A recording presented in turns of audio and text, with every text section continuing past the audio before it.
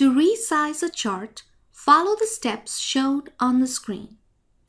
I will follow these steps to make the chart on the screen larger. I first click the chart. Second, I place the mouse cursor on the upper right corner. As you can see, the mouse cursor changes to a double-headed white arrow pointing in opposite directions. Third, I press the left button of the mouse and keep it pressed while moving the mouse cursor inwards to make it smaller or outwards to make it larger. Finally, I release the left button of the mouse. As a result, the chart is now larger.